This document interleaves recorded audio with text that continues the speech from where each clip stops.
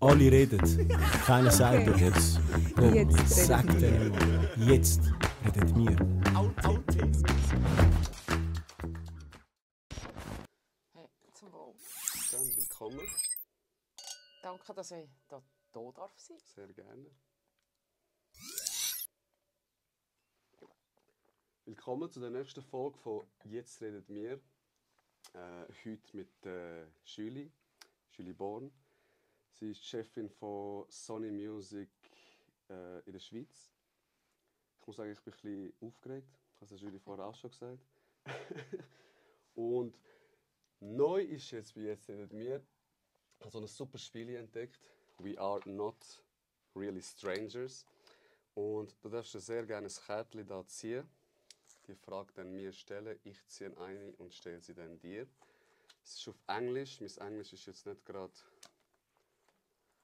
prickelnd, aber Also soll ich anfangen? darfst gerne. Es ist ein Wildcard. Eine Wildcard. Okay. Und was drauf steht, ist «Admit something». Du musst etwas zugeben. Ich bin super nervös. Ich bin extrem am Schwitzen. Das ist mir recht unangenehm. Mein Rücken ist wie der Zürichsee. Darf ich darauf etwas sagen? Du darfst sehr Ich gerne. beisse im Fall nicht. Also, ich kann.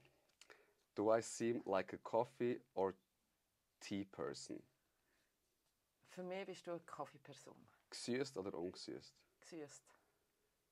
Es ist schwierig zu beantworten. Ich trinke ab und zu so, aber zu 80% sage ich mal ungesüßt. Echt? So, wenn ich am Morgen einen Kaffee trinke, ungesüßt. Aber wenn es so am Tag oder ein Espresso ist nach dem Essen, mega gerne gesüßt. Ah, dann bin ich falsch gewesen. Aber das macht nichts. Genau, So, wir lernen- so lernen wir uns kennen. Genau. Gut. Dann. Ich habe mega viele Fanfragen bekommen. Wir haben die da gesammelt. Auf die würden wir dann am Schluss eingehen. Zuerst mal, dass ihr Julie ein bisschen kennenlernt.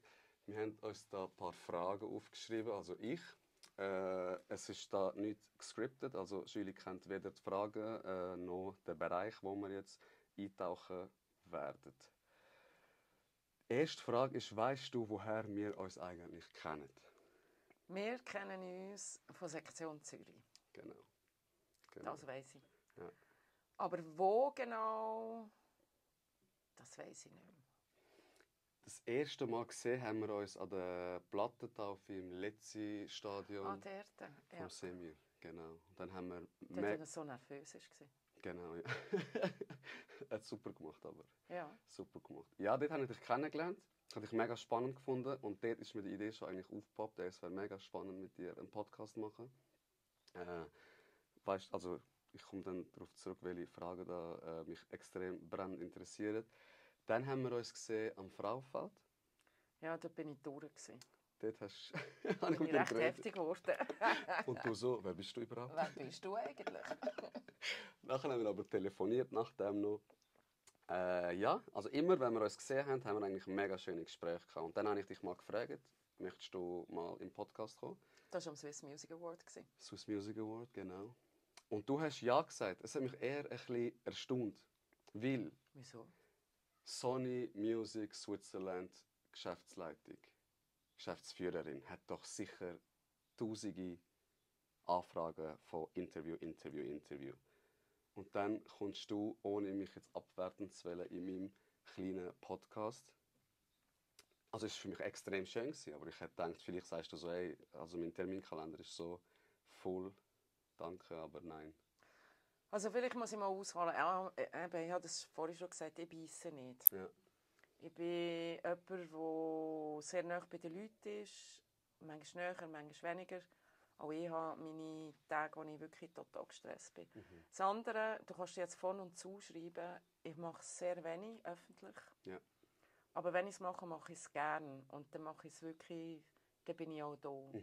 Ich stehe nicht so gerne in der Öffentlichkeit. Weil mir hat mal ein Richter erklärt, dass ich eine halb öffentliche Person bin. Okay. Und damit muss rechnen, dass in den Medien halt unrühmliche Sachen über mich stehen. Mit dem konnte ich nicht so gut umgehen. Und dann habe ich halt mehr von mir achten, aber Sachen, die ich das Gefühl habe, wo ich vom Herz her das Gefühl habe, das mache ich gerne, Okay. das mache ich dann. Und dafür finde ich auch Zeit. Okay. Danke vielmals, auf jeden Fall, Sehr dass gerne. du da bist. Die erste Frage vielleicht mal gar nicht, was jetzt mit einer Person so. Gibt es irgendetwas, was dich aktuell extrem beschäftigt? Sachen, die du rausrühren willst, bevor wir ins Gespräch gehen? Oder bist du gut? Also es sind mehr allgemeine Sachen. Mich beunruhigt das Weltgeschehen, das wir haben. Mhm.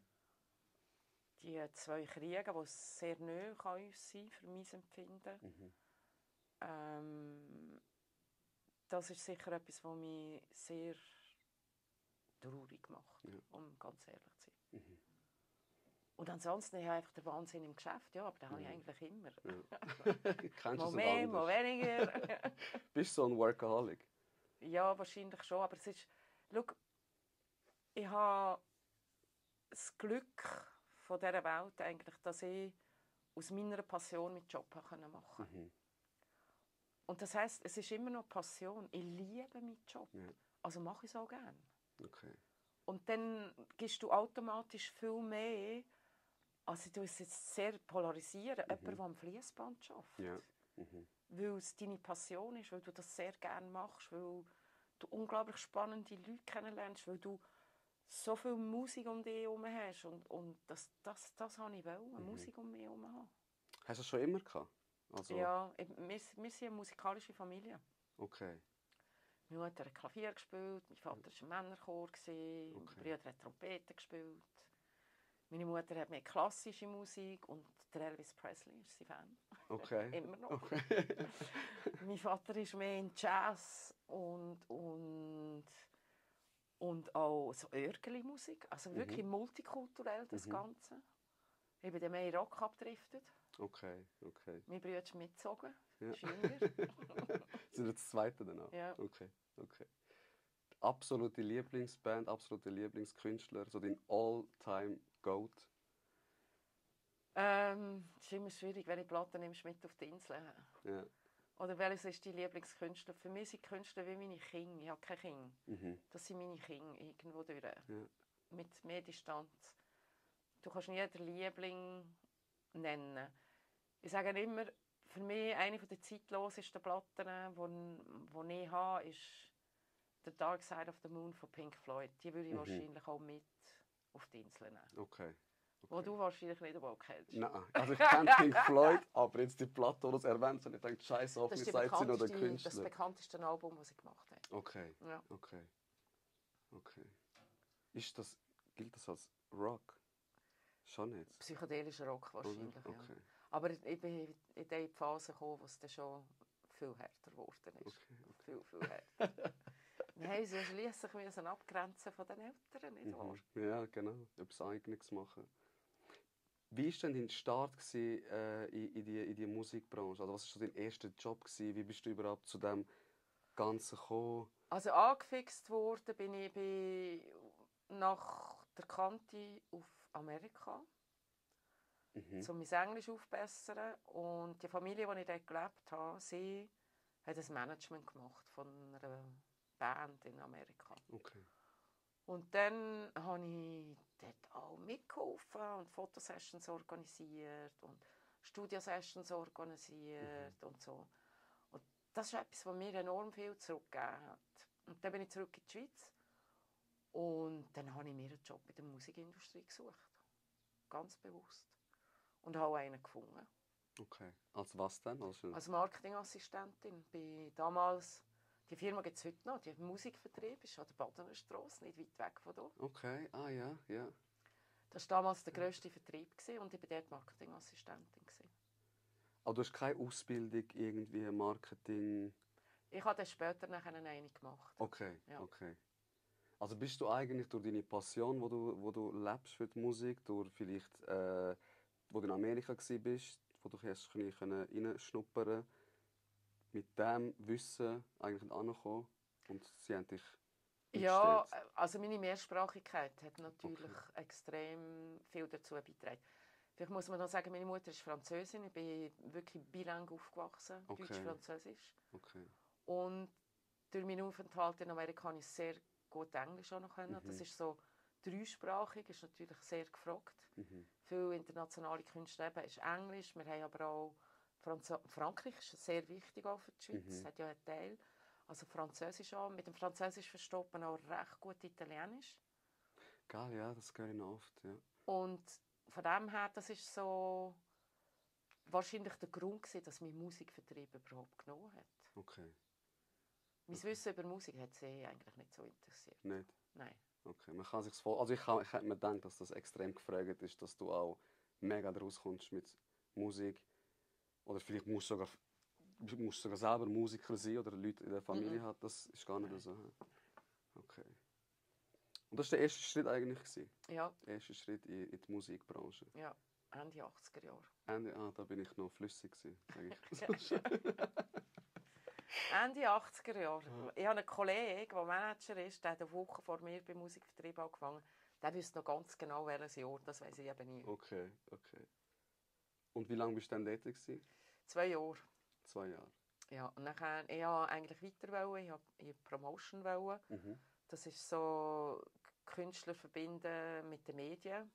Damals halt klassisch Radio, Print und Fernsehen. Das ganze Social Media hat es noch nicht gegeben. Ja. Handys sind zum Telefonieren gebraucht worden noch. Nein, Telefon. Telefon, ja. Wenn du nicht mehr angegangen bist, hast du kein Telefon dabei gehabt. Das ist noch gar keins. Stimmt, wann bist du mit dem Handy gekommen? In den 90er Jahren irgendwann einmal.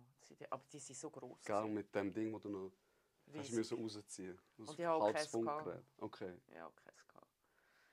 Ja, und Musikvertrieb hat mir die Möglichkeit nicht geben, weil sie das Gefühl hatten, ich könnte das nicht. Und dann bin ich nachher zur Firma Polygram gegangen, das ist die heutige Universal. Und die haben gefunden, doch, das kannst du. Und dann habe ich dort 8 Jahre lang gearbeitet und nicht so schlecht, sie haben mich befördert. Super.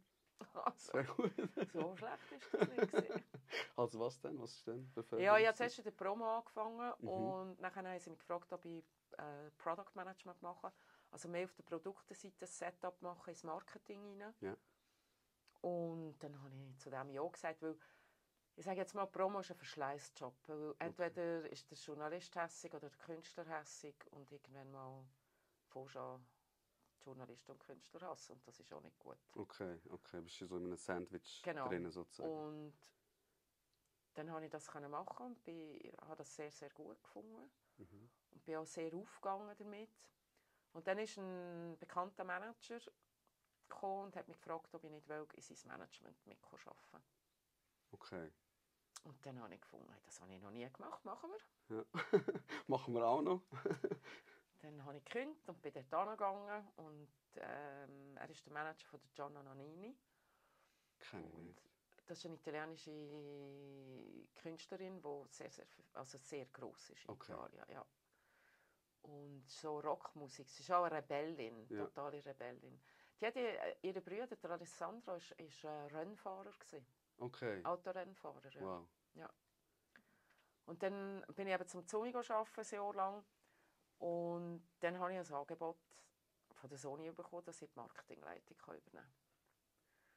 Hast du mir das überlegen? Nein.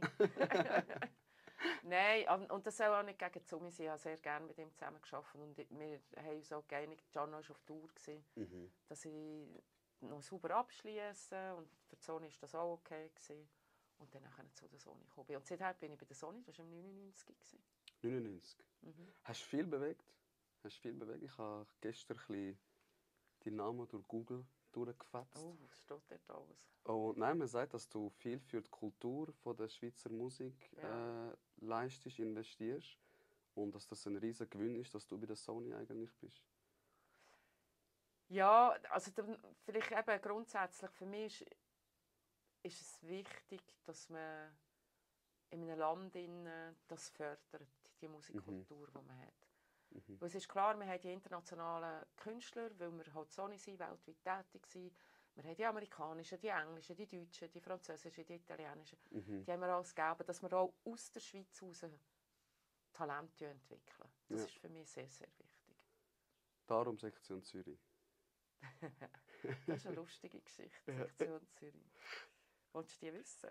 Gerne, ja. Gerne. Die steht auch noch drauf.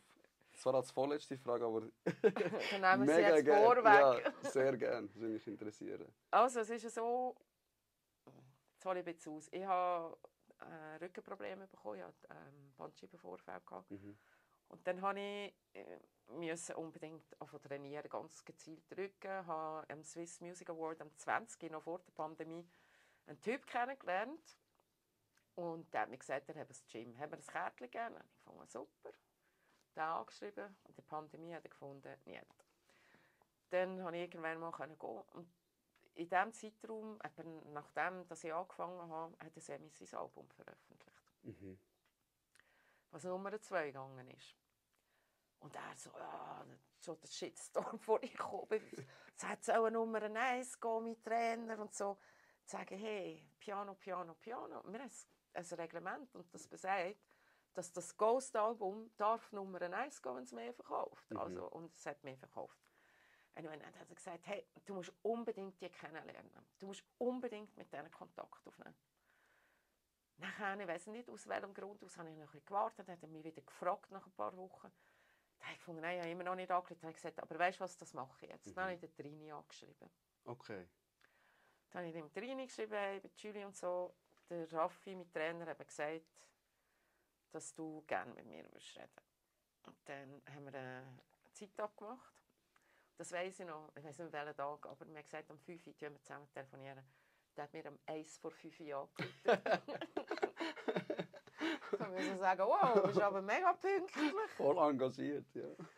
Dann habe ich sicher 2 Stunden mit ihm geredet und wir haben uns auf Anhieb wirklich sehr, sehr gut verstanden. Und dann hat er mich gefragt, ob ich mal ins Studio kommen würde. Wir haben immer noch Pandemie gehabt. Also irgendwie in Restaurant war immer noch ganz komisch gewesen, 2 Meter Abstand oder wie viel auch immer. Und dann bin ich ins Studio gegangen und dann habe ich ganz, ganz, ganz viele misstrauische Augen auf mich gerichtet gehabt, so unter dem Motto, was will die Alte von uns? Ja. Und dann haben wir einfach geredet und ich habe mit ihnen, also wie soll ich sagen, ihnen die Möglichkeiten aufgezeigt, welche Art von Verträgen dass es überhaupt in der Musik gibt, was in meinen Augen jetzt für sie Sinn machen und. Und ich habe einfach geredet, no pressure. Und dann haben sie mich noch dazu bewegt, dass ich Berliner Luft getrunken habe. Ich will nie Schnaps trinken. Dann muss ich sagen, hey, das ist wie teures Listerin. Wieso trinken die das? Das beschreibt es gut, lachen. Ja. Und dann hat der Trini gefunden, hey, das war schön mit dir und so. Und wir würden noch mal gerne mit dir reden. Dann habe ich gesagt, okay, gut, dann nehme ich aber Caro mit. Caro betreut alles, was unsere Distribution-Verträge sind, die wir haben. Was sind Distribution-Verträge? Das ist eine Vertragsart. Das ist Okay. eine Vertragsart, wo wir als Plattenfirma, eigentlich eben nicht Plattenfirma sind, sondern reine Vertriebspartner sind. Okay. Also wir geben die Möglichkeit, dass sie es einfach auf Plattformen stellen können, dass man übernehmen wir dann. Und dass, wenn sie ein physisches Produkt machen, das physische Produkt in den Läden ist. Okay, okay. Dann habe ich Caro mitgenommen und habe sie vorgewarnt und gesagt, hey, die rauchen im Fall alle, Caro raucht nicht. Das Studio und im Studio ist ein Bunker, eigentlich ein Bunker, ein ehemaliger Bankbunker. Und da stirbt man einfach als Nichtraucher, glaube ich, der Dunge. Ja, kann ich bezeugen, ja. Und dann haben wir wieder einen wunderbaren Abend gehabt. Ich habe gefunden, ich trinke keine Berliner Luft mehr. Also, das Listerin nehme ich aber am Morgen, nicht am Abend. Und so ist das gekommen. Ich habe nachher viel Gespräche geführt. Und dann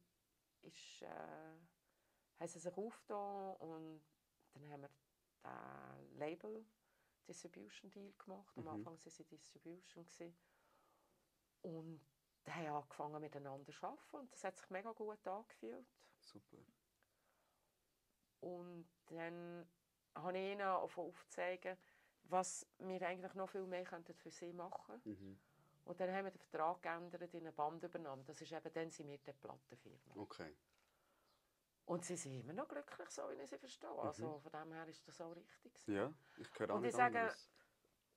ich habe jetzt wirklich in Gesprächen haben dann nachher der Trini und ich herausgefunden, dass wir am gleichen Tag Geburtstag haben. Ah. Und das ist natürlich, das kittet so. Aha. Und für mich fühlt es sich so, er ist so ein bisschen wie mein Bruder und ich bin für ihn die grosse Schwester. Ich habe ihnen noch viel geholfen. in halt alle Vertragssachen, die jetzt nicht uns anbelangt haben, weißt, wo ganz normale Sachen, hey, überlegt, könnt ihr das einhalten, könnt ihr das nicht, und diesen Paragraph würde ich rausnehmen, das ist nur hinderlich, und. Ich habe sehr viel für sie gemacht, und das schweißt irgendwo durch an. Extrem. Also man merkt es aber auch. Man merkt es, wenn man an einem Tisch sitzt, wo da drinnen sitzt und du sitzt, dass da eine extreme Verbindung ist. Ich glaube, wir sind mal im Kuris zusammengesessen. Genau, ja. Und dort habe ich auch gemerkt, also ihr habt wirklich eine Connection, wo man denken würde, ihr kennt euch seit mehreren Jahren, mehreren Jahrzehnten. Also, Ja, so fühlt es sich so. es ist wirklich sehr speziell. Ich habe das Gefühl, weil wir auch das gleiche Sternzeichen sind, wirklich, weißt, ähnlich stark empfinden, das verschweißt schon. Und es ist eigentlich so wie eine Seelenverwandte. Ja. Ja. Mega schön. Und dann kannst du noch mit dieser Person zusammenarbeiten Ja. und die unterstützen. Aber wir können uns auch streiten, gell? Das glaube ich, das glaube ich. Der Drini trägt das Herz auf der Zunge. Und wenn du sagst, Ja, du aber bist ich auch. ähnlich, dann du... Was hast du denn für ein Sternzeichen? Leu. Leu, okay. Auch. Feuerzeichen. Er auch. Okay. Also es kann auch recht fetzen. Ja. Aber lieber so nicht. Ich habe lieber Leute, Aber es wo man... ist... Also weißt, es ist ehrlich, es ist nicht hinterfotzig, es ist nicht hintertüren, Ja. es ist... Und wenn er mich aufregt, dann sagt er das auch. Und er sagt mir, wenn ich ihn aufrege. Ich sage, die schönste Art von einer Freundschaft ist eine ehrliche Freundschaft. Wenn Ja. du mir alles sagen kannst und ich dir alles sagen kann und du nicht hindurch hörst. Was bringt das, wenn wir einander ins Gesicht lächeln und sobald wir raus sind, tädeln wir und erzählen das Nein, das ist keine Scheissdreck? Freundschaft. Das ist keine Freundschaft, du musst dich auch nicht Kollegen nennen. Das brauchst du einfach nicht. Das ist die Geschichte hinter Sektion Zürich. Crazy. Und wir haben also wirklich unglaubliche Erfolge können feiern. Ja. Wirklich, wirklich. Und da...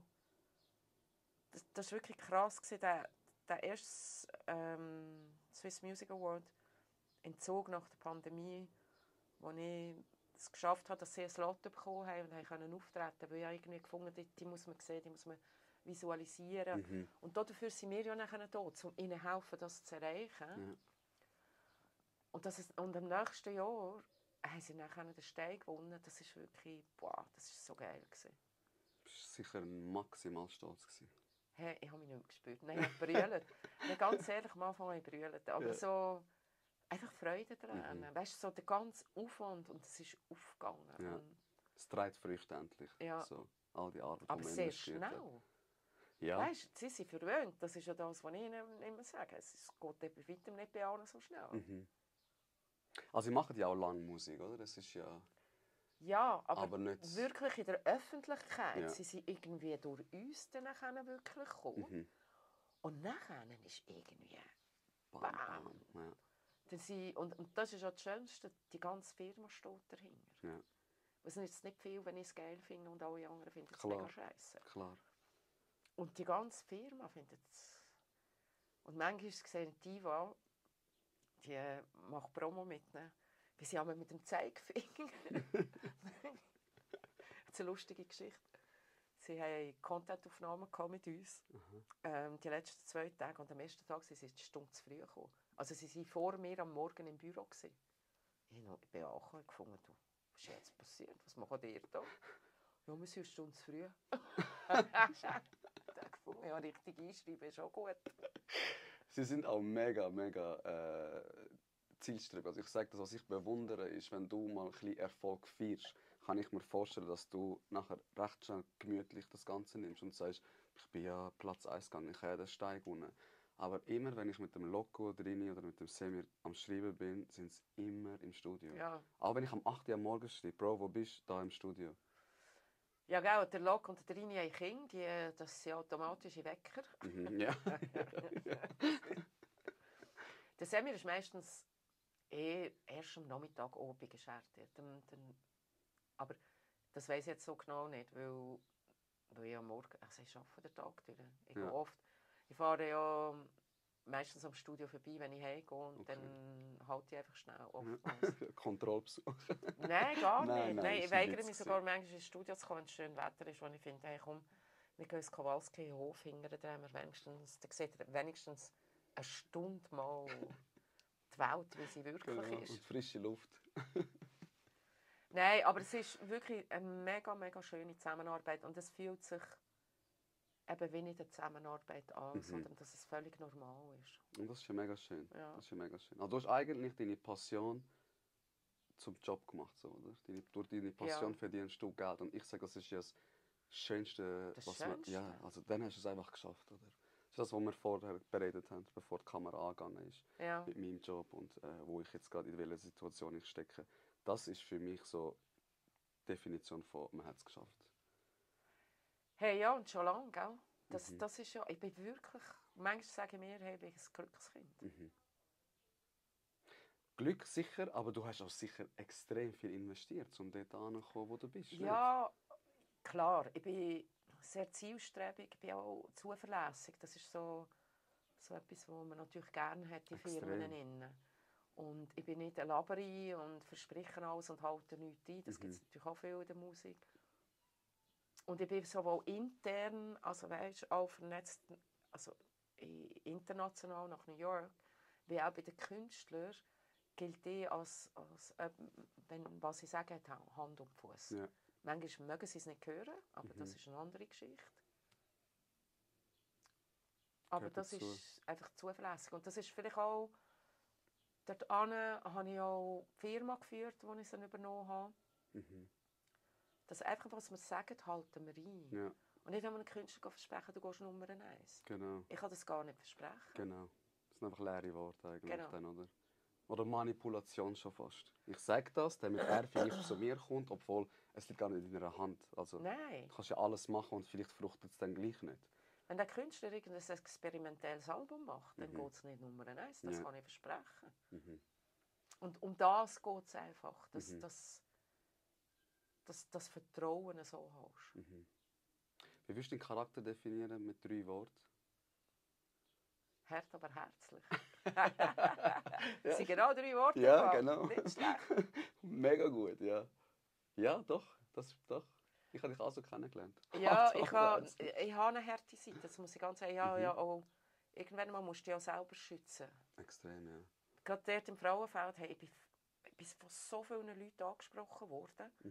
Und irgendwann mal bin ich unglaublich müde geworden im Ja. Kopf. Und dann ist es wie, verdrehst du es nicht mehr. Und eigentlich, dann bist du wirklich so asimässig unterwegs. Und ich hätte eigentlich dort heim sollen. Ja. Aber ich aus Jobgründen einfach nicht heim können. Und dann kommt noch der Podcaster zu dir. Und Nein, kennst mich. ich habe niemanden mehr erkannt. Ich bin Ja. einfach völlig durch den Wind. Ich hatte Hunger. Also völlig doof eigentlich. Wirklich völlig doof. Aber das passiert ja auch. Und dann, das sind so die Momente, wo du musst einfach wie ein Schutzschild machen. Genau, ja. Bis dahin und nicht weiter. Und das ist, dieser Teil ist einfach mir.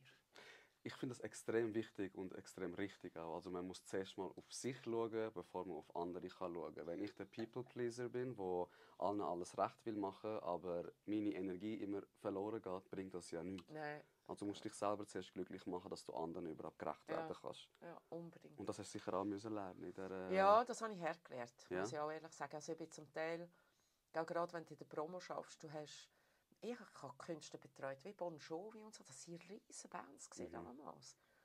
Dann hast du ein paar Tage in der Schweiz gehabt, und dann bin ich am Heim gekommen, dann bin ich direkt ins Loch. Ja. Weil das ist so, tak. Und dann ist plötzlich die Stille, die Leere. Und dann habe ich angefangen, vielleicht ein bisschen weniger investieren, weil ich habe überinvestiert in meinen Betreuungen. Und dann vor allem den Ausgleich suchen. Und den Ausgleich habe ich gefunden in der Natur, das muss ich ehrlich sagen. Okay. Für mich sehr, sehr ein wichtiger Teil, ja. Wie machst du es? Also wie beziehst du Also, Natur mit ein? sei es Skifahren, sei es Mountainbiken, so Sachen, sei es auch einfach an See runter. Ich wohne nicht weit weg vom See, ich muss 10 Minuten laufen. Und dann bin ich nachher am Zürichsee und einfach schnell anhöckeln dort und rausschauen. Ein bisschen sein einfach mal. Ja. Ja. Das Extrem gibt wichtig. Das gibt mir brutal viel zurück. Also ich hatte jetzt einen Skiunfall gehabt und ich konnte eigentlich nichts mehr machen.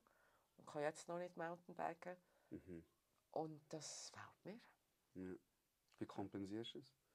Ja, eben nicht. Ja, wie willst du es kompensieren? Ja, Mit dem Auto auf einen Berg rauffahren bringt es auch nicht. Also, weißt, ist einfach nicht das Gleiche. Mhm. Aber jetzt probieren wir. Aber jetzt das Schiff. Jetzt, das traue ich mich noch nicht, wenn es pisst. Ah, willst du wieder aufs Mountainbike? Ja, sicher. Also jetzt dann? Ja. Du bist einfach eine Macherin. Man Einfach muss ja rein. Sachen ausprobieren. Ja. Ja, das linke Bein ist jetzt ein bisschen schwach. Jetzt machen wir ganz einfache Sachen. Mhm. Nein, ich will vor allem wieder aufs Velo. Das möchte ich probieren, ob das geht. Ich hätte eine Frage, vielleicht kannst du die gar nicht beantworten, aber es ist mir jetzt gerade im Kopf aufgepoppt. In so einem Job, wo du ja extrem viel mit anderen bist und für andere viel leisten musst, es kann ja mega auch aussugend sein, obwohl, also egal wie viel Freude es dir gibt, der Job. Und dann sagst du, ich habe wie die Natur, ich habe wie das Mountainbiken, wo mir extrem viel Kraft gibt, wo ich wieder wie zu mir komme. Jetzt ist dein Bike kaputt und du kannst das nicht machen. Wie kannst du das dann bewerkstelligen, wenn du jetzt von einem stressigen Tag heimkommst? Und am liebsten würdest du jetzt Mountainbiken und der Frust kommt jetzt auch noch dazu, dass du es nicht kannst. Also, ich habe es irgendwie geschafft. Wie soll ich sagen? Ich habe viel mit Freunden telefoniert. Das lenkt dann ab. Ich habe mehr gelesen, muss ich in dieser Zeit, muss ich ehrlich sagen, Bücher gelesen. Ich bin halt in meinem Tempo ein bisschen rumgespaziert. Ich wohne recht nah am Wald, also so ein bisschen kurz in den Wald rein, aber ich habe meine Grenzen schon angemerkt. Ja. Vor allem, ich wohne im 4. Stock ohne Lift. Ui. Das ist bei einem kaputten Knie nicht so lustig. Nein, das glaube ich. Das glaube ich. Da musst du fast immer spazieren nach dem Treppen, aber gestiegen bist. Nein, aber gleich. Dann nimmst du dir halt 2 Stunden Zeit und erreichst nicht viel in diesen 2 Stunden, was Meter anbelangt, aber es gibt dir gleich etwas zurück, bist dann stolz. Das habe ich jetzt geschafft. Ja, voll. Besser als die Heise und im Selbstmitleid baden und sagen, ah, mein armes Knie, oder? Und ich muss sagen, ich habe in dieser Zeit weiter trainiert, ausser am Anfang, wo mir das Knie wirklich sehr wehgetan hat. Und das hat mir auch einen Ausgleich gegeben. Sport gibt mir schon auch einen Ausgleich im Kopf. Und so ist es bei mir auch. Eben, also jetzt vor allem mit dem Job im Gefängnis, oder, wo du viel Energie ausgesetzt bist, ist bei mir der Kampfsport extrem etwas, wo mir mega viel Kraft gibt oder wo ich auch mal loslassen kann und Kraft kann schöpfen, neue Energie, positive Energie kann schöpfen. Ja, wo dir auch den Kopf leert. Weil du bist völlig nebeneinander und du musst dich auf das konzentrieren. Genau. Du musst voll bei der Sache sein, oder? Ja. Ist jetzt nicht wie jetzt... Gerade im Kampfsport ist es voll schön. Ja. Ja, ich habe schon als erstes Training Brustbein gebrochen, zweites Training Rippen gebrochen, Knie ist schon kaputt. Ich mache es erst seit... Also die Sportart jetzt Jiu-Jitsu mache ich seit 2 Jahren. Und ich habe schon fast alles gebrochen. Das finde ich jetzt nicht so gut. Nein, also ich mache das nie.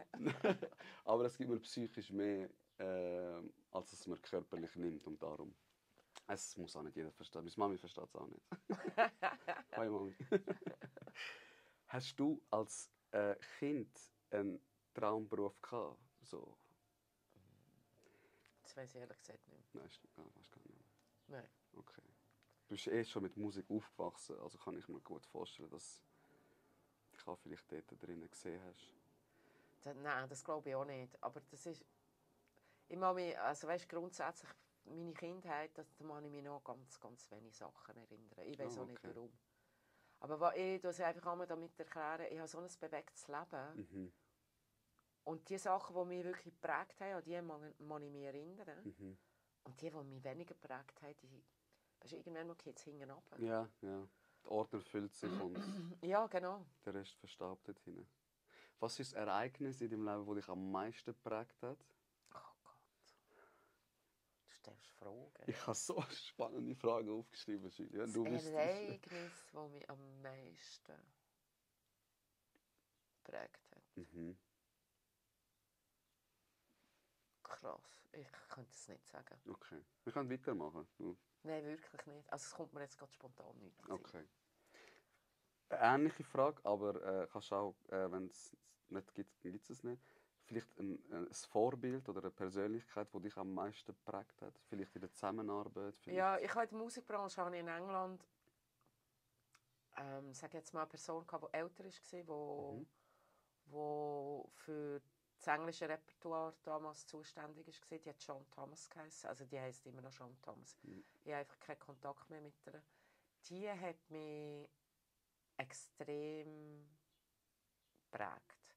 Weil die hat mir immer gesagt, schau Julie, du musst zuverlässig und ehrlich sein. Ja. Und das war so ein bisschen meine Mutter in der Musik. Okay. Ja. Hast du recht zu Herzen genommen? Weil das definiert Ja, dich ja genau. auch jetzt einfach. Ganz Ehrlich, genau. direkt. Okay. Ja. Ich kenne die Person jetzt nicht, aber Nein, die kennt die kennt wahrscheinlich, man auch nicht, oder? ausser meine alten Gespöntchen, Okay. kennen sie, aber nicht. Aber die Frau hat mich wirklich geprägt. Okay. Ich habe die Zuverlässigkeit, die sie hatte, haben. Ja, und hast du danach gestrebt und Ja. die auch erlangt dann. Ja. Genau. Schön. Schön, ja, man braucht Vorbilder, man braucht Leute, an denen man sich messen kann. Ja. Das ist, der Mensch ist competitive, ob man es will einsehen oder Ja, nicht, ja. finde ich. Ja. Zusammenarbeit. Also nochmal, ich sage es nochmal, ich frage Julie die Fragen, sie kennt die Fragen nicht. Wenn es Fragen gibt, die sie nicht beantworten möchte, dann ist das legitim. Dann darfst du natürlich sagen, nächste Frage. Der unangenehmste Künstler, mit dem du hast müssen zusammenarbeiten musst. Oder vielleicht auch der sympathischste, wenn man es will, positiv formulieren. Hey, ganz ehrlich, die Unangenehmen sind ganz wenig. Okay. Wirklich ganz wenig. Und ich werde keinen Namen nennen. Okay. Und Ich das habe es wäre probiert. gemein. Aber die meisten ist wirklich sehr, sehr angenehm. Mhm. Manchmal, eben, wie wir vorhin gesagt haben mit dem Trini, streiten wir einfach, weil wir nicht gleicher Meinung sind, aber man findet sich immer wieder und dann ist es wieder gut. Ja. Und die Zusammenarbeit, die dich vielleicht am meisten erfreut hat, sagt das jetzt persönlich oder auch, weil du ein mega Fan bist von dieser Person, von dieser Band? Also weißt, mit einem Mega-Fan habe ich eben auch nicht so gute Erfahrungen gemacht, weil von Künstlern, die ich mega Fan bin, sind es mehr internationale Künstler, damit man das irgendwie einordnen, haben sich einfach entpuppt als sehr enttäuschend menschlich. Man sagt ja, oder, man sollte nie seine Helden kennenlernen, weil... Ja. Hat es etwas in dem Fall? Ja. Kannst du unterschreiben? Ja. Okay. Wirklich. Wenn die Kamera aus ist... Ja, erzähl es dir. Kannst du nicht erzählen, wer es war. Gibt es etwas in deinem Leben, wo du bereust, nicht gemacht zu haben oder vielleicht auch gemacht zu haben? Gibt es so etwas?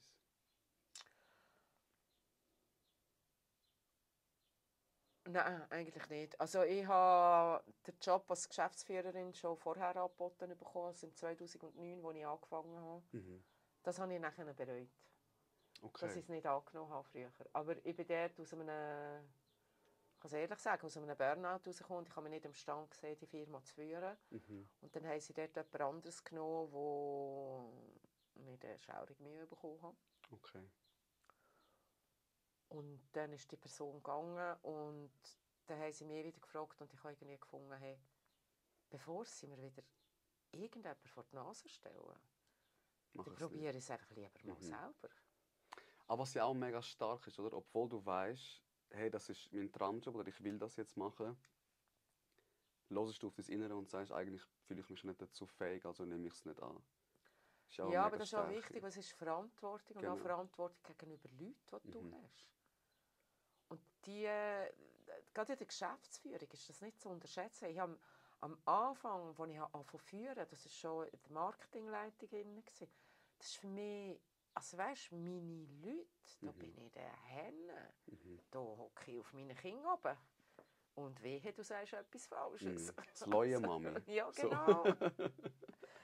Und das darf man nicht unterschätzen. Und ich habe mich zu viel verausgabt. Ich bin eben in ein Burnout reingekommen. Und nachher ist es aber, ich habe genau das Gefühl, es war richtig. Okay. Ich wäre zu diesem Zeitpunkt schon fähig gewesen, aber es hat mich völlig ausgebrannt. Und so hat es mir Zeit gegeben, auch körperlich zu regenerieren und. Und nachher das dann machen, wo ich auch geistig und körperlich gut drauf war.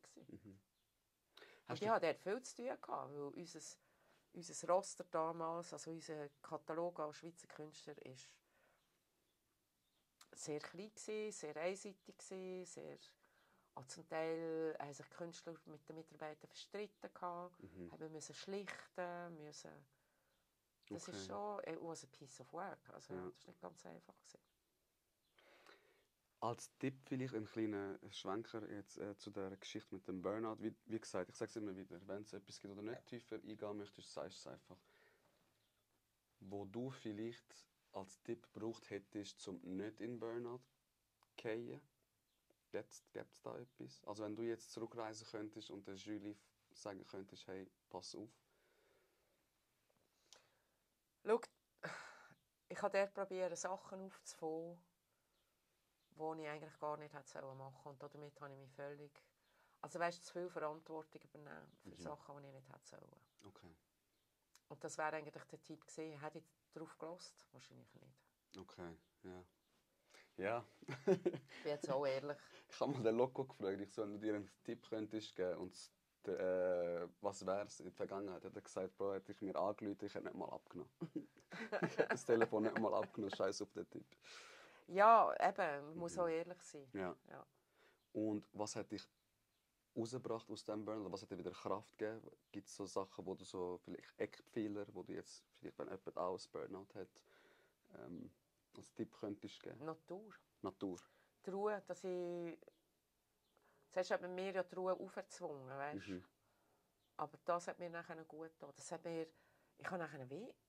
Okay, das alles habe ich nicht mehr, all die Telefone, all die Mails habe ich nicht mehr. Und dann konnte ich die Batterien wieder laden. Ja. Okay, dass man zwischen all dem, was man muss machen, auch etwas für sich macht, oder? Das ist ja mega individuell. Aber das ist ja das, was ich nachher daraus gelernt habe, dass ich auch zu mir schaue. Ja, man muss auf sich selber schauen, bevor man auf andere schaut. Dann... Ich möchte jetzt das Kärtchen wechseln. Jetzt kommt die Frage, die ich mich am meisten gefreut habe, dich zu stellen. Vielleicht bin ich auch voll enttäuscht. Nein, du bist ja, also ich sage das so plump, du kannst mich gerne korrigieren, du bist ja eine Businessfrau, oder? Also, ja. Es ist ja, bist du mal vor dieser Entscheidung gestanden, Business oder Liebe / Familie? Wie hast du dich entschieden? Wie würdest du es anders machen? Das ist pauschal. Also, schau, wenn du meinen Job hast, ist es nicht ganz einfach, eine Beziehung zu haben. Ja, das glaube ich gerne. Ich hatte sehr, sehr lange eine Beziehung mit jemandem, der in der Musikbranche gearbeitet hat. Das ist gegangen, weil der gewusst, wie es ist und hat nicht gerade irgendwie Eifersuchts... Weißt du, ich treffe wirklich Stars. Ja, klar. Und das sind für mich Menschen wie du. Nicht, und ich habe dich gern. Also weißt, die habe ich auch gern. Also es ist... Aber... Es ist, die Beziehung ist dann nachher auseinandergegangen. Und es ist nicht einfach für mich, sage jetzt mal, Männer kennenzulernen. Weil ich bin sehr viel unterwegs. Das verstehe ich nicht. Ich bin nicht so der typische, ich hocke daheim und koche und dieses und jenes. Das gibt es auch. Aber es gibt halt ganz, ganz viele Übungen, wo ich unterwegs bin. Ja. Und das habe ich feststellen, vor allem mit dem Älterwerden, dass die Männer dann das überhaupt nicht verstehen. Und das ist noch schwierig, ehrlich gesagt. Und dann scheisst es mir einfach an, weil du streitest und eigentlich willst du eine gute Zeit miteinander verbringen und ich habe keinen Bock, in meiner Freizeit auch noch zu streiten. Klar, ja. Es sollte dann mehr wert sein, oder, die Beziehung. Und jetzt, weißt du, je länger dass du nicht gebunden bist, desto mehr findest du, hey, ist geil, ich kann jetzt entscheiden, hey, das Wochenende fliege ich dort und dort hin. Und ich habe niemanden, den ich fragen muss. Genau. Rechenschaft abgeben oder sonst etwas. Genau. Und das ist für mich jetzt sehr angenehm, weil ich unternehme extrem viel und ich bin sehr spontan. Und ich komme, ja, komm, jetzt gehen wir da und da. Ich habe eine gute Freundin in Berlin, der unternehme ich auch viel. Hey, was machst du? Sie so, ja, ich bin daheim. Okay, ich komme. Sie so, hockst du in Flüger? Ja, ich schaue, ob ich günstig Flüge bekomme. Dann gehe ich auf Berlin. Das kann ich nicht machen, wenn ich eine Beziehung habe. Ich könnte schon. Aber es fördert einfach die ganze Beziehung nicht. Genau. Es ist auch Arbeit, oder jede Beziehung ist Arbeit. Es ist einfach, man kann das nicht Und weißt du, ignorieren. immer die rechtfertigen, warum musst du jetzt wirklich an das Konzert gehen? Den Satz, du kannst dir nicht vorstellen, wie manchmal das ich gehört habe. Und irgendwann einmal hast du einfach genug. Weil es ja auch deine Passion ist. Es ist ja nicht nur ein Job, Ja. oder? Für dich ist es Und deine ich will Passion. nicht zwischen zwei... Weil, wenn du eine Beziehung hast, hast du ja logischerweise den Menschen auch gerne. Klar. Du hast aber auch deinen Job gerne. Und dann bist du einfach dazwischen. Musst wie... Dein Lieblingskind auswählen jetzt Ja, so. I hate it. Ja. Okay. I hate it. Aber so krass vor Dings gestellt bist, noch nie, so, wo Nein, er gesagt nein. hat. Okay. Nein, Okay. das nicht. Und um die Frage von der Familie zu beantworten, weil ich relativ jetzt unterdessen offen damit umgehe, ich habe kein Kind haben. Okay. Das ist eine andere Geschichte. Okay. Ich hätte schon eine Familie und keine Karriere. Okay. Und das ist jetzt spannend. Gell? Ja. Schon gewusst, dass du das spannend findest? Darf man tiefer graben oder ist mal gut? Vielleicht jetzt gerade nicht. Okay. Aber nein, ich bin jetzt recht ehrlich gewesen, ja. Schön, danke Ich dafür. hatte 2 Jahre hure Mühe damit, als Mhm. ich es herausgefunden habe. Und nachher habe ich gefunden, ja gut, Fokus, Wechsel. Mhm.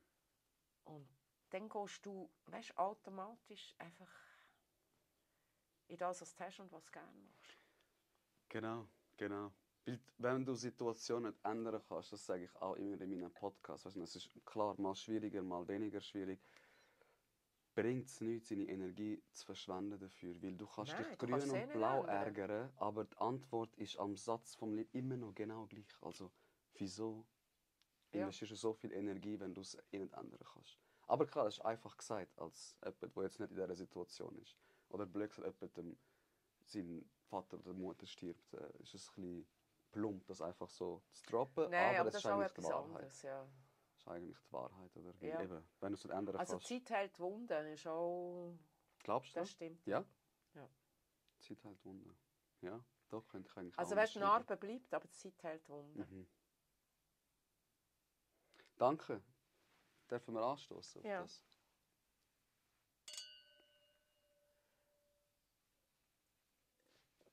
Die spannendste Frage, Für mich wirklich. Ich habe vorher die die ich noch Frage... ehrlich beantwortet Ja. Du, aber so kenne ich dich. Also habe ich dich kennengelernt und ich glaube, du bist eher jemand, wenn du es nicht beantworten willst, dass du nicht das ausschmückst, sondern sagst, die kann Frage will ich das nicht gar nicht. beantworten.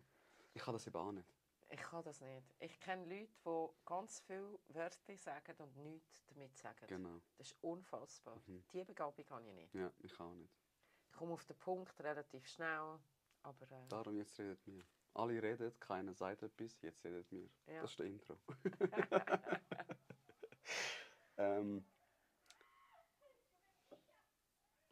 die reden auch. Ja, wir haben es ein bisschen offen gelassen, weil es ist sehr warm da mit dem ganzen Licht. Ja, das ist authentisch halt. Welche Bedeutung hat Liebe für dich und wie drückst du sie aus? Oh my God, what a question. Hey, Liebe, ganz ehrlich, wenn mehr Liebe in dieser Welt wäre, dann hätten wir auch weniger so Weltgeschehen, wenn wir es im Moment hätten. Das ist mal meine tiefste Überzeugung. Danke. Und wie drücke ich Liebe aus? Ich bin jemand, wo ich habe Menschen gerne. Also weißt auch, wenn ich Menschen sehe, nehme ich sie in den Arm, ich habe Freude, sie zu sehen. Das ist wahrscheinlich mein Ausdruck. Das ist verbal und körperlich, würde ich es jetzt mal so sagen. Okay. Ein Hag, weißt du? Okay. Ja. Weil es gibt ja, kennst du, es gibt 4 oder 5 Arten, wie man Liebe ausdrücken kann. Nein. Bei dir wäre es Words of Affirmation in dem Fall und Physical Touch. Ja. Genau. Dann gibt es noch eins mit Geschenk, Quality Time und nochmal etwas. Aber okay. Bin ich bei dir, ja? Ja. Dann habe ich nochmal eine spannende Frage. Ich lache mir jetzt nicht tot.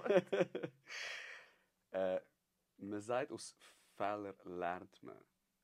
Aus welchem Fehler hast du vielleicht aus deiner, also das kann Karriere, das kann persönlich sein, gelernt und du bist stolz, dass du die Erkenntnis erlangt hast?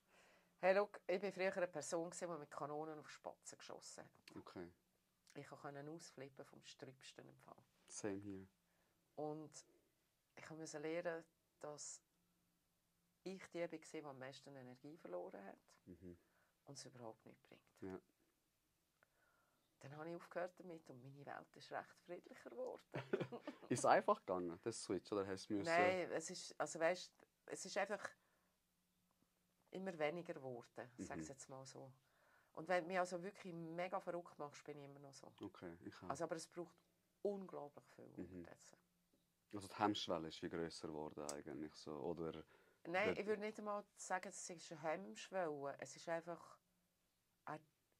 Ich will gar keine Zeit in so Sachen investieren. Ja. Die Energie ist jetzt kostbar für Genau, so etwas. ja. Okay. Ja. Same hier, wirklich. Ich kann mein ganzes Umfeld das Lied davon singen. Aber man lebt viel schöner, einfacher und ruhiger, wenn es eben nicht mehr so ist. Ja. Und das ist mega individuell, oder, wie man das erlangt. Wir können da jetzt nicht einen Guide rausbringen. Aber es gibt Leute, die mich zur Weissglut bringen. Da muss ich auch mal so durchschnaufen, Schüler. Ganz fest durchschnaufen. Wusa. Ganz fest durchschnaufen. Vielleicht ist das dieselbe Antwort, aber wie hast du dich in den letzten 10 Jahren verändert? Und bist du happy damit? 10 Jahre, weißt du, es hat so diverse Levels. Ich habe natürlich, als ich die Firma übernommen habe, hat es natürlich auch die gegeben, die gefunden haben, ja, das schafft ihr nie und. Bis so wie in einen bissigen Kampf hineingegangen. Ich wollte es denen zeigen. Das habe ich völlig abgelehnt. Das ist mir eigentlich scheißegal. Okay, scheiß drauf, was andere denken. Hauptsache Ja. ich bin in Peace mit mir selber. Genau, und ich mache einen guten Job. Und das beurteilt meine Firma und niemand anderes. Genau. Ich finde das so wichtig. Also ich weiß vor allem, eben, du bist ja auch ein mega Multikulti-Mensch, oder? Ja. Auf das sind wir jetzt gar nicht so gross eingegangen, aber das ist auch etwas, was dich mega auszeichnet. Und in unserer Kultur, also wo ich herkomme, jetzt so Türkei, ist es mega so, ey, was denken die anderen? Die kann es verschissen laufen, aber Hauptsache die anderen denken, wir haben Happy Family. Und das ist so der meiste Diskussionspunkt mit meinen Eltern, wo ich immer gesagt habe, scheiß doch auf das, was die anderen denken, wenn es uns dabei wie es schlecht geht. Lieber denken sie, wir sind voll die Penner, aber dafür geht es uns gut, ist doch scheißegal. Ich muss doch nicht meinen Wert aus dem definieren, was andere über mich denken. Und das hat aber viel mit Erfahrung zu tun. Gell? Das habe ich wirklich über Erfahrung irgendwann mal gefunden. Hey, weißt du was, mir ist das vorzupiepen, egal, was die anderen von mir denken. Und das hat mich sicher krass verändert. Also, indem dass du dich auch mehr öffnest. Ja. Weil du die Schwelle wie nicht mehr hast.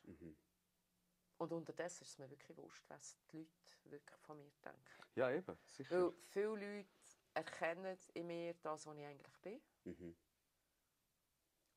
Das ist mir wichtig, dass die Leute, wo ich das Gefühl habe, dass sie meine Freunde, dass sie denen, die mich umgeben, dass die richtige Schule kennen. Genau. Die anderen, I don't care. Genau. Wirklich, I don't care. Weil es gibt auf dieser Welt 1000 Versionen von der Julie. Der andere erlebt dich in einem Moment, wo du kurz hässig bist und erzählt dann allen, hey, Julie ist so jähzornig. Dann gibt es jemanden, der dich so erlebt und der erzählt etwas, obwohl das eigentlich kannst du die Meinungen alles kübeln. Wichtig ist, wie siehst du dich selber und wie sieht mein engste Umfeld mich. Und klar der Arbeitgeber, der deinen Job beurteilt. Alles andere ist eigentlich furzegal. Wirklich furzegal. Es lohnt sich nicht mal, die Energie investieren. Nein. Dafür. Nein. Mache ich auch nicht. Das hat mich verändert im Fall. Das muss und das hat mich auch positiv verändert. Ja. Weil du bist viel relaxter. Ja, dann hast du Energie für andere Sachen, Ja. wo du dich rauslupfen kannst, wo du ein bisschen in die Natur gehen, Sport machen, was auch immer. Anstatt deine Energie verschwenden für belanglose Sachen. Ja. Definitiv.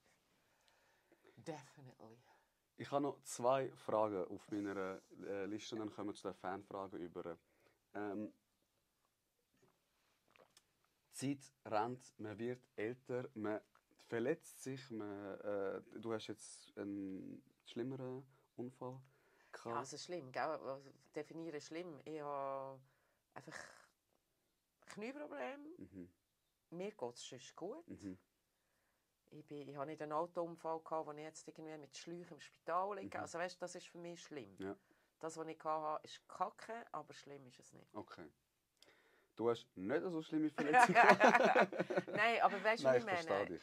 Ich bin einfach sehr ungeduldig. Also, Mhm. und darum bin ich halt ein bisschen unglücklich. Aber schlimm ist es nicht. Julie, wir sind, glaube ich, recht ähnlich im Fall. Wenn du so Sachen erzählst von dir, sehe ich mich mega oft in diesen Echt? Sachen. Ich bin auch so ungeduldig im Fall. Das ist unglaublich. Das ist Horror, oder? Unglaublich. Und es... Weißt du, ja. was ich gemacht habe mit dem Knie? Ich habe probiert, die Physio zu forcieren. Der Schuss war offen im Fall. Kann ich also sagen. Ja. Ja. Ja, ich bin mit dem gebrochenen Brustbein gedacht, ich gehe noch ans Turnier auf Rom, an die Europameisterschaft. Macht doch nichts. Friss ein bisschen mehr Brufen, aber guess what? Ist Ja, nicht so gut bam. gelaufen.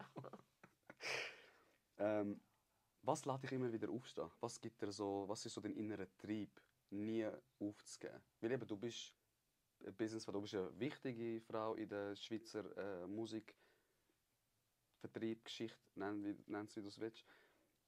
Was lässt dich immer wieder aufstehen, dran zu bleiben und dich nicht aufzugeben in dieser Stressgesellschaft, in der wir leben? Hey, ich habe noch nie das Gefühl gehabt, dass ich mich aufgeben müsste. Mhm. Also weißt du, das ist etwas, was ich gar nicht kenne. Mhm. Und ja, es gibt Morgen, wenn ich mit Sektion Zürich zusammen war, am nächsten Morgen tut der Kopf ein bisschen schwerer. Wieso Und denn das? dann, manchmal ist es ein bisschen leichter. Aber ich bin nicht jemand, der grundsätzlich irgendwie missmutig aufsteht. Okay. Ich finde sogar den Morgen eine wunderbare Zeit, ein erwachter Tag und es hat so eine Frische. Und also, ganz ehrlich, das habe ich überhaupt nicht. Das kann ich dir nicht beantworten. Okay. Und zwar, weil ich es einfach nicht kenne. Ja, weil deine Grundeinstellung schon ganz anders ist. Ja, Okay. klar hat jeder mal... Also dort eben bei meinem Knie habe ich zum Teil auch gefunden, die Welt ist ungerecht. Aber das verflügt, das ist so... Also das ist wirklich höchst selten. Okay. Okay. Das habe ich überhaupt nicht. Schön, schön. Meine letzte Frage. Was macht Julie als Rentnerin, wenn sie nicht mehr muss arbeiten und pensioniert ist? Die rüstige Rentnerin, du weißt, dass das näher ist, als was du denkst. Echt? Ja. Tu mal mein Alter roten. So, ich mache mal Ich habe gestern mit den Kollegen geredet und dann habe ich so gesagt, eben, habt ihr vielleicht Fragen und so? Ja, wie alt ist sie denn? Ich so, ich weiss es nicht, aber ich hätte jetzt geschätzt 54. Ich werde 58 58. in einem Monat, ja. Also ich gehe auf die 60 zu, das hat mir eben meine gute Freundin Ute erzählt. Ich sage, Wir danke. werden bald 60, ne? Und ganz ehrlich, ich fühle mich nicht so. Aber Ja. eben, man fühlt sich so, wie man ist. Also, und das ist... Also ich merke natürlich schon auch, dass irgendwie... Ja, man mag nicht mehr so wie früher. Klar. Man hat nicht mehr... Man fällt da zu. Mhm. Das ist für eine Frau so ein bisschen ein Problem, aber es ist jetzt einfach so. Und... aber sonst, so es ist, was mache ich als Rentnerin? Ich werde unter Umständen aufs Land mit zurückziehen. Und Trini, das gehört der Schreiter. Nein, du kommst zu uns. Gehört mir schon. Ich habe das Gefühl, ich werde viel reisen. Ich bin früher sehr viel gereist. Und logischerweise jobmässig hast du so das Ferienkontingent auch nicht mehr. Klar. Von dem her habe ich das Gefühl, ich werde reisen. Und dann, meine Freundin Ute ist gleich alt wie ich. Und dann Perfekt. gehen wir dann zusammen als rüstige Rentnerinnen irgendwo hin. Schön, schön. Schönes Ziel. Ja, und ganz ehrlich, ich werde der Musik ja verbunden bleiben. Eben, ja. Ich kann nicht von heute auf morgen einfach sagen, hey, Ruhestand, fertig. Das Jetzt ist mir auch- Musik, tschüss. Das ist mir auch durch den Kopf gegangen, wo ich die Frage mir aufgeschrieben habe, weil ich habe mir die Frage aufgeschrieben und habe ich gedacht, eben, irgendwann musst du ja wie nicht mehr arbeiten, aber ich sehe es wie nicht, dass du beide Füße ganz wegnimmst von dieser Musikbranche. Nein, das kann ich kann mir ich auch wie nicht nicht. vorstellen. Kann ich auch nicht. Okay. Wir sind gespannt. Ja, ich erzähle es dir. Ja, genau. In ein paar Jahren machen wir nochmal einen Podcast. Dann würden wir noch zu den Fanfragen kommen. Wir haben die da alle aufgeschrieben. Also, ich lese es mal vor. Ja.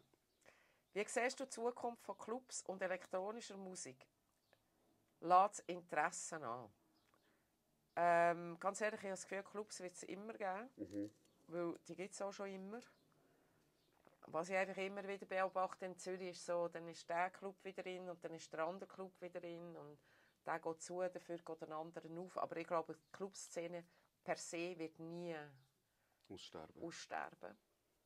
Und elektronische Musik gibt es, glaube ich, seit dass ich denken kann. Also Okay. glaube ich auch, dass die wird bleiben bestehen. Ist es eine Musik, die dir gefällt, persönlich? Es gibt gewisse Sachen, die mir gefallen. Ich kann einfach nicht in einem Club sein und 4 Stunden lang bum, bum, Ich kann bum, bum. Es geht Nein. einfach bei mir Also nicht. 1-2 Stunden max und dann ist auch gut. Also elektronische Musik, dann Ja. muss ich raus. Dann muss ich raus. Nein, ich muss vorher. Also bei mir ist es max 1 Stunde. Okay. Aber das ist, jeder Mensch ist ja verschieden. Auf jeden Fall. Und die einen haben das lieber und die können das. Und die anderen, also wie ich kann das einfach nicht. Aber es liegt vielleicht auch an meinem Alter, Okay.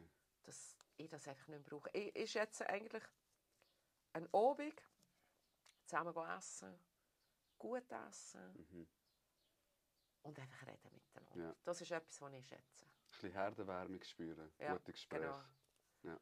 Weil Clubs eben laut und dieses und jenes, das ist nicht so das Ding. Also ich bin jetzt nicht... Ich bin ein bisschen jünger, ich bin 31, aber ganz viel ehrlich, jünger. viel jünger. Könntest meine Mami sein. Genau. Aber nein, ich kann es auch nicht, Julie. Also Clubs ist einmal vielleicht in 3 Monaten, wenn es etwas gibt, sonst ist das gewesen. Das ist eine herzige Frage. Was ist deine Leidenschaft? Meine Leidenschaft sind Menschen und Musik. Okay. Herzig. Ich habe es an der Julie vorher gesagt, ich habe noch nie so viele Fanfragen bekommen wie bei ihr. Und die ich gedacht habe, die sind gut, die habe ich reingenommen. Das ist noch die schöne Frage. Was macht Sony Music für die Schweizer Musikkultur bezüglich Newcomer? Wir machen sehr, sehr, sehr viel. Ja.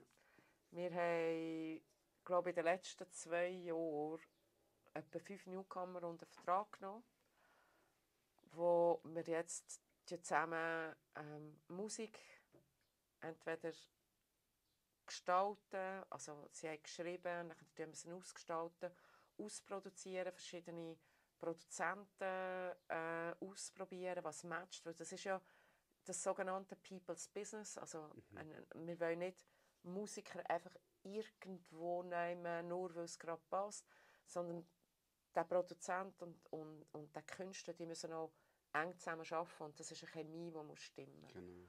Und das macht mich eigentlich am meisten stolz mit dem ganzen Team zusammen, für das ganze Team, ist, dass wir uns wirklich dedicated haben.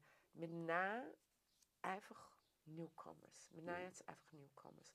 Und zwar in verschiedenen Genres. Also das meiste ist ja Pop und Hip-Hop. Und ja, also ich kann von uns behaupten, wir machen sehr, sehr viel.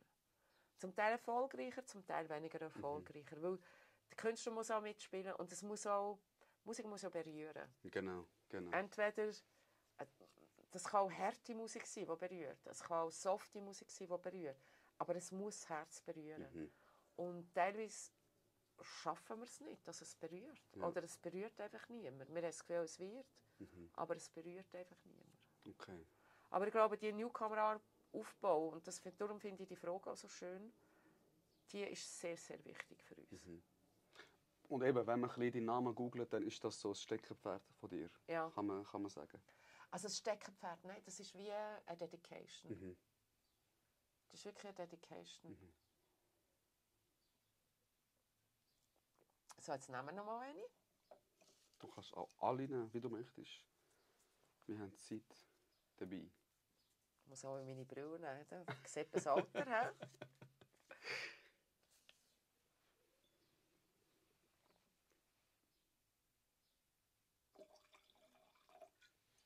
Hey, wow, die Frage. Hast du das Gefühl, dass du für die Position, die du hast, mehr hast müssen machen als Frau, als ein Mann? Habe ich auch super gefunden, die Frage. Das ist recht eine krasse Frage, weil ich kann sie mit Nein beantworten. Okay. Und ich bin wahrscheinlich eine von diesen Ausnahmefrauen, die das so sagen kann. Ich habe mein Leben lang Leute gehabt, Chefs gehabt, die mich gefördert und gefordert haben. Mhm. Und mich nie schlechter behandelt haben als ein Mann. Okay. Und das ist eigentlich sehr schön zu sagen. Mega. Und darum ist es manchmal für mich so schwierig, wenn Frauenassoziationen mich nehmen, so auf das Podium und dass ich etwas erzähle. Und ich kann einfach dort so nicht mitreden, weil ich es nicht erlebt habe. Ja. So wie andere Frauen. Aber etwas muss ich auch noch sagen. Ich ziehe das in unserer Firma recht durch. Wir sind zum Beispiel mehr Frauen als Männer. Bin ich also nicht allein die schuld. Okay. Ich stelle ja nicht alle ein, sondern ich habe ja noch Abteilungsleiter.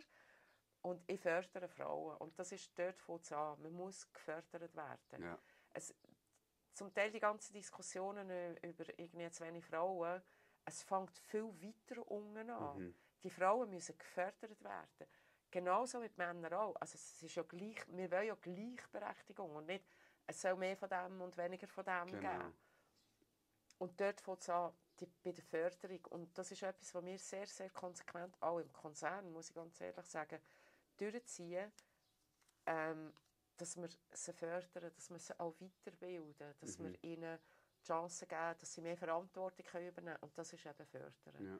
Weil man kann nicht einfach eine Frau, nur weil sie eine Frau ist, einfach in eine Top-Position hinein tun. Das wird sie nicht schaffen und sie wird scheitern. Genau. Und das gibt's Das würde aber ein Mann auch, wenn er keine Förderung hat. Genau, das gibt es aber leider extrem oft, dass man sagt, zum Beispiel, also ich habe das erlebt, ich sage jetzt nicht wo, aber in gewissen Firmen, wo ich gearbeitet habe, jetzt tun wir einfach eine Frau an, egal ob sie es kann oder nicht, obwohl der Mann jetzt vielleicht besser passt hätte auf die Position, einfach, dass es eine Frau ist. Und das ist ja schon von Grund auf falsch. Oder? Und darum sagst du, es muss viel früher anfangen, es muss in der Förderung anfangen. Ja. Das muss viel, viel früher anfangen.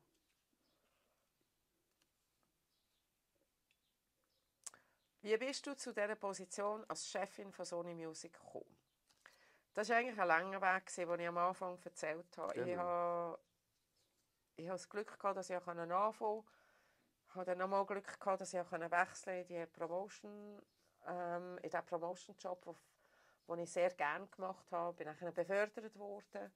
Habe dann auch eine Marketingausbildung gemacht. Und bin bei der Sony als Marketingleiterin gekommen. Und dann war einfach das Vertrauen von diesem Konzern da, dass sie mir die Chefposition anvertraut haben. Und das ist jetzt 2009, das ist 15 Jahre jetzt. Also das ist schon eine lange Zeit. Yeah. Aber Guys, es ist ein langer Weg. Also ich arbeite weit über 30 Jahre in dieser Industrie. Es ist nicht so, dass man heute anfängt und in einem Jahr ist man der Chef. Genau. Und es ist auch viel, viel Verantwortung. Und vor allem Personalverantwortung und auch Verantwortung gegenüber den Künstlern. Die Künstler sind auch Menschen. Ich sage jetzt mal, wir arbeiten nicht mit einem Produkt zusammen. Wir arbeiten mit Menschen zusammen, die ein Produkt machen, wo wir ihnen helfen, nachher an Mann und Frau bringen. Und das ist der Unterschied. Ich sage jetzt mal, der das Produkt macht, das rettet. Ja. Das ist nicht wie eine Nudelfabrik, wo okay, jetzt machen wir wieder 500 Päckchen von dem oder 1000 Päckchen vom anderen. Genau. Das ist bei uns anders. Genau. Ja, du schaffst mit dem Menschen. Das ist ja ähnlich wie mein Beruf. Also zwar komplett etwas anderes, aber du schaffst mit dem Menschen zusammen. Ja. Genau. Das ist eine ganz andere Verantwortung. Und darum auch eben das, was Julie von Anfang an schon gesagt hat, seine Passion zum Job machen ist eigentlich, oder was wir beide befürworten, das höchste Goal, das man eigentlich erzielen kann. Und dann hast du auch den Schnuff, weißt, das mehrere Jahre zu machen und dran zu bleiben. Gute Frage, ja? Frage. Ja, nein, das freut mich auch, dass es so gute Fragen waren. Wenn ein Tag in deinem Leben nochmal erleben könntest, welcher wäre das und wieso? Es hat einen ganz lieben Menschen auf dieser Welt. Das war der Henk von der Universal. Der ist eingestellt worden, als ich noch dort war. Und ich habe ihn so ein bisschen wie angelehnt. Er war Quereinsteiger, er war Landschaftsgärtner. Aber, Guys, die Passion, die dieser Mensch hatte, die hat meine sogar überstiegen. Oh, was? Und der Mensch ist viel, viel zu früh von uns gegangen. Und wenn ich mir etwas wünschen könnte, ist nochmal ein Tag mit ihm. Mein Beileid, oder? Er ist verrückt, nein, es ist so lange her. Er ist so verrückt, er war ein Ostschweizer, ein Thurgauer. Thurgauer. Und das ist für mich, der hat Musik mit Haut und Haar gelebt. Schön. Fragt den Baschi. Der Baschi ist ein Ziehkind von ihm. Okay. Ja. Schön. Das ist für mich, ja, mit ihm zusammen. Was hörst du privat am liebsten? Also, das ist auch schön. Ich komme eigentlich aus dem Rock raus. Und viele fragen mich nachher, warum hast du Hip-Hop, warum fühlst du Hip-Hop so? Weil für mich haben Rock und Hip-Hop eine Parallele. Und zwar, ich komme, ja, der hat jetzt gemerkt, ich bin ein bisschen älter. Wir haben uns mit dem Rock Ende 70er, Anfang 80er Jahre abgegrenzt von unseren Eltern. Wir waren Rebellen, Männer hatten auch lange Haare. Das ist so, mit dem haben wir uns abgegrenzt. Und das ist das, was ich empfinde beim Hip-Hop. Okay. Das Abgrenzen, der Sprachgesang, das sich äußern, das ist für mich, es ist einfach die 80er Jahre völlig eine andere, das ist irgendwie Free Love und überhaupt gesehen. Und beim Hip-Hop ist es einfach Gerechtigkeit für die Welt. Und um die Frage zu beantworten, ich bin ein Rockkind, ich höre Rock. Okay. Also es ist einfach so wie das gleiche Geschenk, anders verpackt. Hip-Hop. Nein, ich will es nicht als Geschenk, weil eine Bewegung ist eine Bewegung. Das ist nicht ein Geschenk, das ist eine Bewegung. Ich habe das Gefühl, der Hip-Hop ist eine Bewegung, die hat in Amerika auch angefangen, viel früher. Es ist auch eine Kultur von Migranten. Ja. Bei uns ist es jetzt im Rock hat weniger mit Migration zu tun gehabt. Es hat mit dieser freien Liebe zu tun und was und da spiesserisch umlaufen und so wollen wir alles nicht. Aber es ist genau ähnlich wie beim Hip-Hop jetzt. Es ist eine Abgrenzung. Ja. Wir wollen uns abgrenzen. Und darum auch die Überleitung vielleicht dazu, dass für mich der Hip-Hop so verständlich ist. Das fragen mich ganz viele Leute. Wieso Hip-Hop? Weil es logisch ist für mich. Ja, weil es Sinn macht, ja. Und auch im Hip-Hop, es gibt gute Hip-Hop und schlechte Hip-Hop. Klar, ja, das gibt es in Es jeder gibt Musik. Hip-Hop, der mich berührt und Hip-Hop, der mich nicht weniger berührt.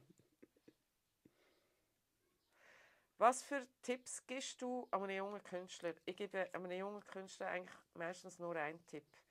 Bist authentisch, weil wenn du nicht Musik machst, die authentisch ist, wird sie keinen Erfolg haben. Danke. Finde ich auch. Also bei allem, was du machst, finde ich, bist authentisch. Ja. Schau, dass es mit dir irgendwie übereinstimmt und sonst kannst du es sein lassen, weil ein Schauspieler kann man nicht sein Leben lang. Irgendwann bröckelt es dann. Also, wie kann man in der Schweiz in die Musikindustrie einsteigen? Welche Ausbildungen sind empfehlenswert? Also einsteigen ist zum Beispiel wir als Sony und ich weiss auch die Universal, wir bieten Praktikumsstellen an. Wir müssen aber sagen, dass wir keine Praktikanten 16, 17 nehmen, sondern sie müssen schon älter sein und eine gewisse Erfahrung haben, also schon mal gearbeitet haben in einem Büro, wissen, wie lebt man ab, was das Mehrsprachigkeit hilft auf jeden Fall. Und ansonsten kommt immer darauf an, wo das Interesse ist. Seid ihr mehr Marketing, also mehr irgendwie ein geiles Produkt verpacken, machen und tun und da eine geile Werbung dazu machen, wir überlegen, sei es Social Media oder mehr traditionellere Medien oder mehr digital. Wenn das jemand interessiert, dann kann man sich auch in der Musikbranche bewerben. Ist man mehr Kommunikation, wo man Promo machen kann, eben mit den Medien zusammenarbeiten oder Social Media, das gilt bei uns als Kommunikation, zusammen mit den Künstlern das Konzept entwickeln. dann kann man in die Musikindustrie einsteigen. Wir haben auch eine Verkaufsabteilung. Also meine Spotify, Apple Music, die müssen auch betreut sein. Klar. Und die Künstler wollen ja auch auf die Spotify-Playlists raufkommen. Also auch dort. Das A und das O, was ich das Gefühl habe, ist wirklich die Sprache bei uns. Okay, Das ist die Sprache. okay. Ja. Das ist, glaube ich, die jetzt... Ja. Die hast. Jetzt habe ich den Ball alle... Ey, das ist super. Ich finde, nochmals Dankeschön an die Community. Ich finde Fragen mega Und gut. wie finde ich die Sprache? Also die Fragen mega. Gell? Ich habe die beste Community. Wenn du etwas und alles wäre möglich in der Musikindustrie, könntest du ändern, was wäre es? Es hat teilweise in der Musikindustrie Leute, die sich viel zu viel wichtig nehmen. Und ich will, dass das ändert. Gut. Appell an euch, die sich angesprochen fühlen. Wenn wird JRM gesagt, schick mir ein Demo. JRM ist mein Podcast. Ah, jetzt redet wir? Genau. Nein, aber dich kann ich nicht sagen, du singst nicht. Da haben wir die Antwort. Vielleicht muss er auch von singen, dass wir an dir entscheiden. Ich habe mal ein paar Tracks aufgenommen. Also ich möchte jetzt nicht irgendwie eine Gesangskarriere starten, aber... Du hast eine geile Stimme im Fall, du hast eine schöne Klangfarbe. Danke, das höre ich mega oft. Auch für den Podcast sagen sie, ey, ich schlafe so gerne mit dem Podcast ein, weil deine Stimmfarbe eigentlich mega schön ist. Das mit dem Einschlafen finde ich ein bisschen schwierig, aber das sollen wir noch hören. Ich zeige dir mal die Lieder, die ich aufgenommen habe. Ich habe es am Loco geschickt. Echt? Was hat er gesagt? Er hat gesagt, Bro, ganz ehrlich, besser als 50% der ganzen Schweizer Rapper, die Geld verdienen. Also, gib dir Mühe. Wer ist die bekannteste Person in deinen Kontakten? Das kommt natürlich immer darauf an, von welcher sie warten aus, dass man es anschaut. Von Ich deiner? Ich habe Politiker drin, ich habe, also weißt, von außen her gesehen, ich sage jetzt mal, die wichtigsten Kontakte, die ich, also weißt, da bin ich jetzt cheesy, das ist meine Familie. Ja. Ja, ohne meine Familie, man kann es ziehen und man liebt es. Ja, und man kann sich nicht aussuchen. Nein, Freunde kann man sich aussuchen, die Familie eben nicht. Ja. Das verstehe ich jetzt nicht. Lieber 3 Kinder oder 3 Geld? Ja, ich habe es einfach lustig gefunden. Keine Ahnung. Ich habe kein Kind. Aber was ist das? Weißt du auch nicht? Es ist von, so viel ich weiß, von Simpsons, wo der Homer mal sagt, Scheiße, ich habe 3 Kinder und kein Geld. Lieber hätte ich kein Kind und 3 Geld. Aha. Ich habe es lustig gefunden, ich habe es reingenommen. Hey, ich Also habe muss ganz man viele nicht Kinder, das sind unsere Künstler. Ja. Und eigentlich bin ich zufrieden mit dem Geld, das ich verdiene. Also von dem her, mir geht es gut. Sehr schön, sehr schön. Ja. Hey Guys, ich habe alle Fragen beantwortet. Danke vielmals. Danke, ist auch nicht selbstverständlich. Hast du vielleicht... Nein, eins muss ich sagen, ich habe mega geile Fragen gefunden. Ja, gell, ich auch. Weil das ist auch nicht selbstverständlich, es war auch nicht Anfickerei gewesen. Weil der Hakan eben gesagt hat, wenn du nicht willst, musst du die Fragen nicht beantworten. Ich habe jede beantworten. Ja. Ausser die letzte, weil ich sie nicht verstanden habe. Aber wir sagen lieber 3 Kinder als 3 Geld, weil soziale Kontakte sind wichtiger als Moneten. Willst du noch irgendetwas sagen, Julia? Habe ich irgendetwas vergessen, dich überrumpelt? Nein, es ist ein sehr angenehmer Podcast, muss ich ganz ehrlich sagen. Danke Und vielmals. ich möchte mich ganz herzlich bei dir bedanken. Und ich würde jederzeit wiederkommen. Sehr gerne. In ein paar Jahren vielleicht, wenn du Rentnerin bist. Wenn ich rüstige Rentnerin bin, damit du mich fragst, was ich mache. Genau. Nein, danke vielmals. Danke, hast du dir die Zeit genommen. Ist auch nicht selbstverständlich. Danke, bist du auf alle Fragen eingegangen. Ich glaube, die Community ist auch mega froh, haben sie Antworten bekommen. Ja, und danke euch fürs Zuschauen. Genau. Bis zum nächsten Mal, wenn es heisst, lernen wir voneinander und lachen wir miteinander. Das ist mein Slogan. Tschüss zusammen. Hure geil.